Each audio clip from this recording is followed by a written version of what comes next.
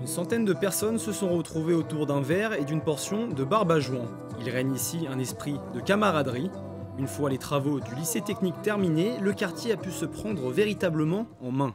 Les commerçants sont tous soudés, à commencer par le magasin de graphisme Mulligraph qui fête ses 65 ans d'existence. Il y a toujours eu une bonne ambiance entre les différents commerces. On a toujours réussi à travailler ensemble et à créer une bonne ambiance de quartier.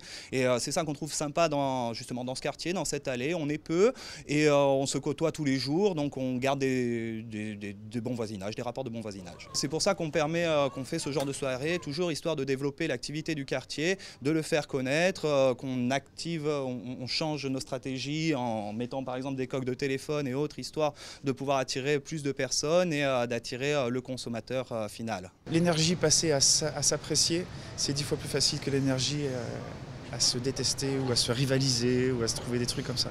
Donc voilà, c'est pour ça que c'est mieux d'être amis. On s'est dit pourquoi pas créer une espèce d'animation dans ce quartier, faire venir les gens et faire découvrir ce quartier, parce que finalement, à part ceux qui y habitent, pas grand monde le connaît. Voilà, c'est pour ça qu'on a dit on va faire une grosse fête de quartier pour faire connaître. Cette soirée a également été marquée par l'inauguration d'Image In, un cabinet d'imagerie médicale au numéro 9 de l'Allée, de bon augure pour son développement.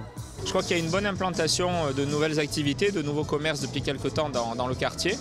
Et ce soir, donc, on a inauguré effectivement un cabinet de radiologie. Et je crois que ça fait plaisir effectivement de voir que les gens viennent et commencent à prendre l'habitude de venir aussi faire leurs courses et rencontrer les commerçants et les animations de ce quartier. On sent effectivement peut-être que les nouveaux commerçants qui sont installés ont apporté le plus et les compléments d'activité qui manquaient.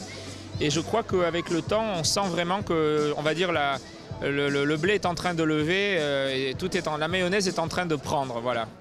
L'installation d'Image In dans les locaux d'un ancien bar était un challenge technologique.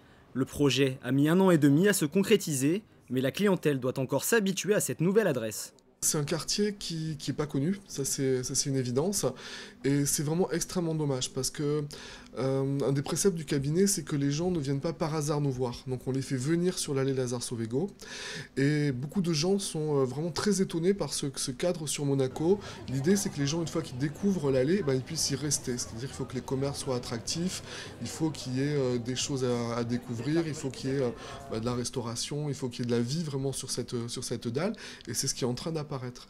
Donc nous, on est un petit peu en amont, et l'idée, c'est que les autres puissent faire rester les gens sur place. Tous les voyants semblent donc au vert. Les efforts réalisés par les différentes enseignes conjugués au bouche à oreille pourraient prochainement permettre au quartier de décoller.